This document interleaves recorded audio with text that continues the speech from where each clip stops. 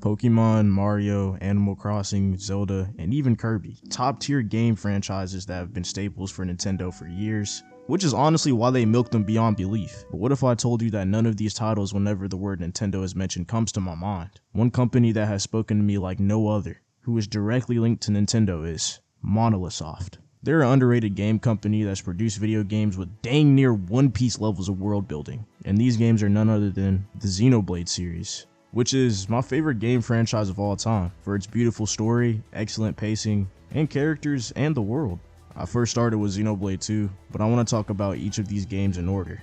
So Xenoblade 2 and 3, y'all are gonna have to wait on y'all's video. This video, we're focusing on Xenoblade 1. And now before I start, I'm Zeltic, and consider subscribing because I'm giving my opinion on way more games from here on out, as y'all seem to like these review/opinionated videos. And we all know that Let's Plays are sadly starting to die out. Well, unless you're already an established creator, that is. So leaving a like and subscribing would help out a ton, because I have a lot of games to talk about. And also spoilers going further. As mentioned before, I got into Xenoblade with Xenoblade 2, so opening the game for the first time, I was already expecting the game to be great. But it surprised me how unique the game was even from the other titles in the series. To start it off, instead of living on many different titans like in Xenoblade 2, people only live on the backs of 2 titans in this game. And the geography of the 2 are vastly different from each other, with the Bionis being like Earth, and the Mechonis essentially being a giant machine for the Machina race. The game starts and we have a way more nerdy character than Rex was, being Shulk. He studies the Monado, and already seems to be established with characters in this verse, like his close friends Ryan and Fiora, as well as Dunban, the previous user of the Monado.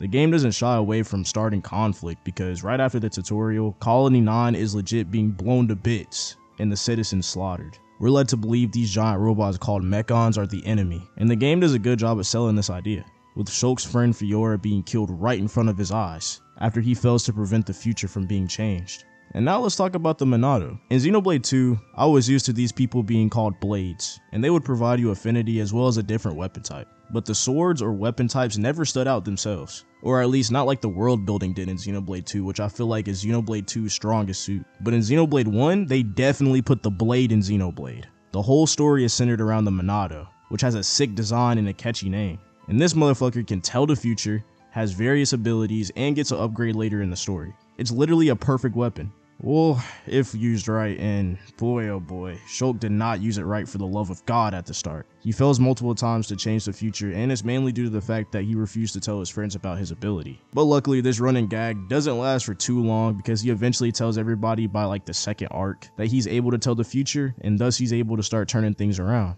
The beginning portion starts with Shulk and Ryan, as they go off to settle revenge with the main evil Mechon in the early stages, Metalface, for what he did to Fiora. And his design is so damn good. The scene of him pulling up after you beat this fat machine Zord is probably the best in the series. Claws slid right through her soft flesh, like a hot knife through butter.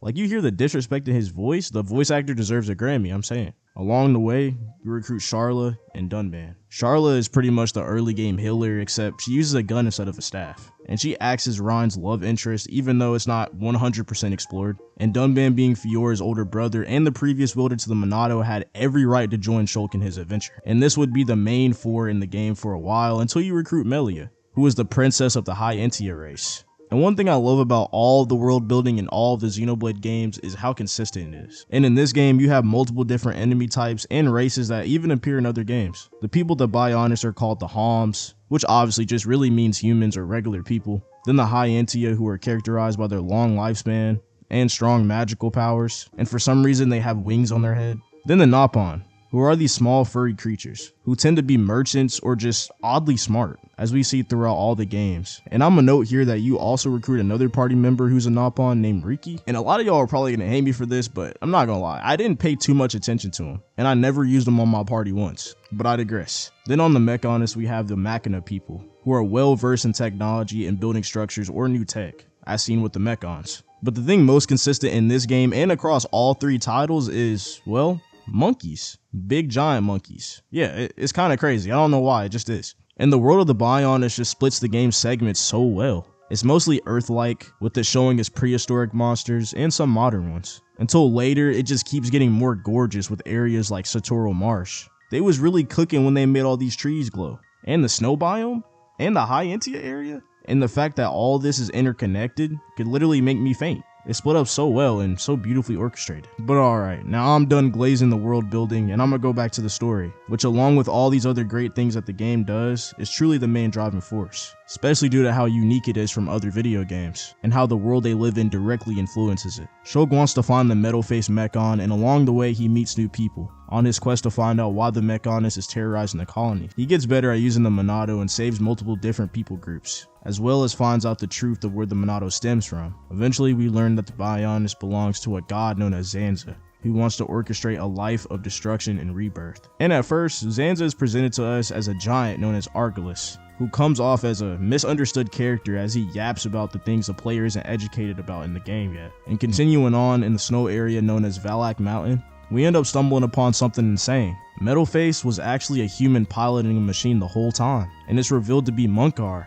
which is Dunban's old war partner, which in the earlier cutscenes had displayed jealousy towards Dunban for using the Monado. And I think the game does a really good job of slowly revealing more and more of the plot as you progress through the world, and essentially making you hate the Mechonis as you understand nothing they're doing. Why are they putting people inside of the machines? And how are they able to develop new tech that can directly counter anything on the Bionis? And why is the Monado the only defense against it?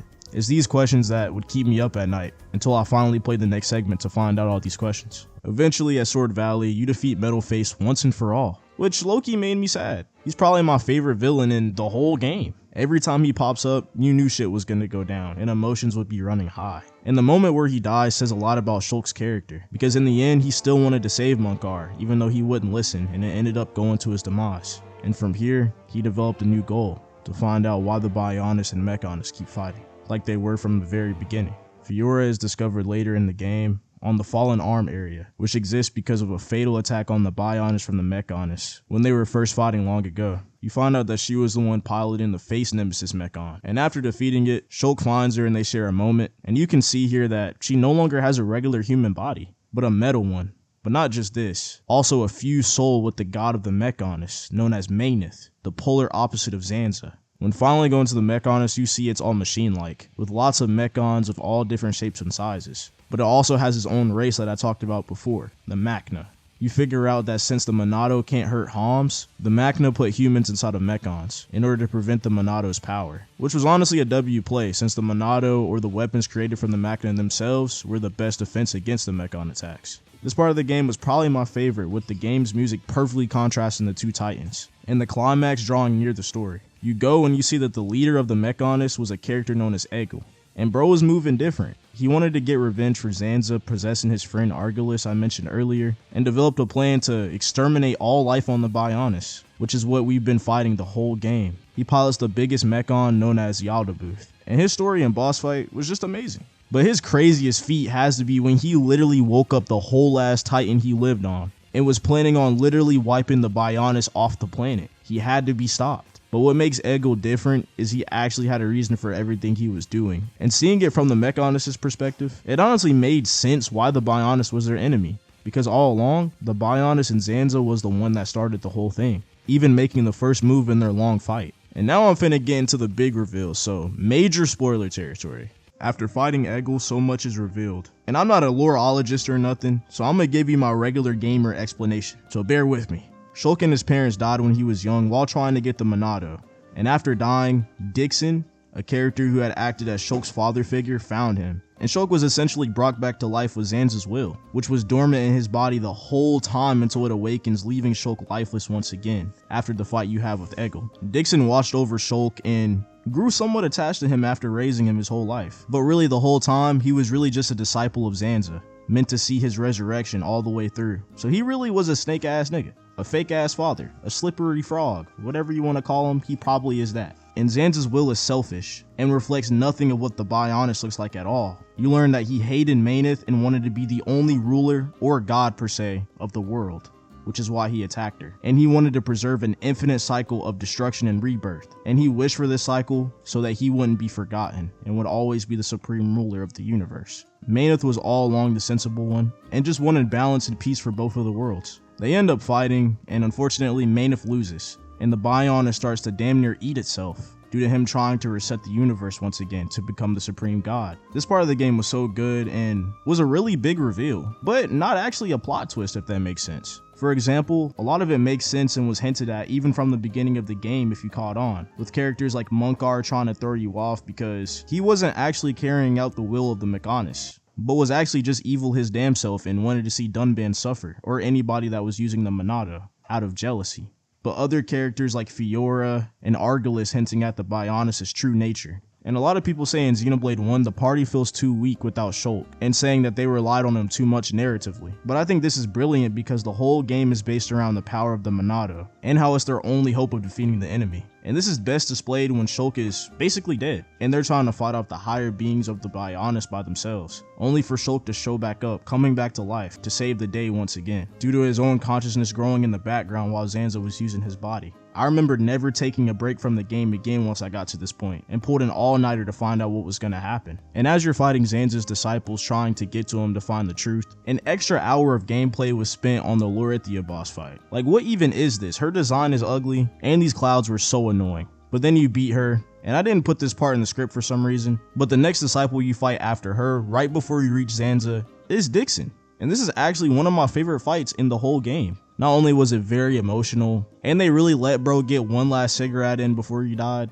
it just said a lot about how far the characters came. They were so solidified in their resolve to do what they had to do for the better of the world. They were willing to make any type of sacrifice that they needed, even if it was their father figure, who was definitely long gone. Goodbye, Dixon, you will not be missed. Eventually you reach Zanza, and this is when you really get that JRPG feeling of, man, I really came a long ass way. Zanza's final form looks so sick, and most of the time, I hate the trope of when characters have to go and kill a god at the end of their RPG, but in this game, Zanza was so prevalent throughout the game and the story, I didn't mind one bit. It definitely didn't come out of nowhere. He tells the party he wishes he never gave the people of the Bionis free will, and after fighting him, the Monado ends up choosing Shulk, giving him a major power boost, and Shulk and his gang are able to stop Zanza once and for all, and Shulk's able to shape the universe how he sees fit. The biggest reveal, of course, was seeing that the world of Xenoblade was created when a scientist from the regular world believed it was best to create another Big Bang and restart the universe. This scientist's name was Klaus, who was actually two very important characters in both Xenoblade 1 and 2, because he was split into two entities, Zanza being one of the entities, which is his selfish side, because he didn't care about how everybody else felt about the world. But in my personal opinion, I definitely don't think he made a horrible choice, even if it wasn't the right choice. As you can kind of see in the cutscene, they're in a futuristic area of Earth that is unstable, with wars even raging out into space. And guess who wanted to stop him? It was none other than his assistant, Mechonis. And after he ends up doing it, creating the explosion, his will lived on to be Zanza in the Bionis in the New World. And Mechonis' will also lived on in the Mechonis. The way Xenoblade 1 comes full circle is honestly so amazing, and the high points are bigger than most in gaming, especially if you play the game spoiler free. The music, design, scenery, and everything to boot was so amazing. And I normally don't try and explain every little detail of a story, but I had to in this video, mainly because Xenoblade 1 probably has my favorite story in any video game. Even more than its counterparts, it's actually so great. The only reason why Xenoblade 2 slightly beats it for me is because characters is something I regard as just as important as a video game story, if not more sometimes. And Xenoblade 2 has great characters. And in Xenoblade 1, Shulk and Fiora are great characters, but I won't lie, the other characters do tend to fade out at times, especially Riki and Sharla, because after their respective arcs, they really have no moments. Still, I love all these characters and the journey they all experience together to make a new world for themselves, a new home. And with that being said, drop a like, and I will see y'all in the next one. Peace.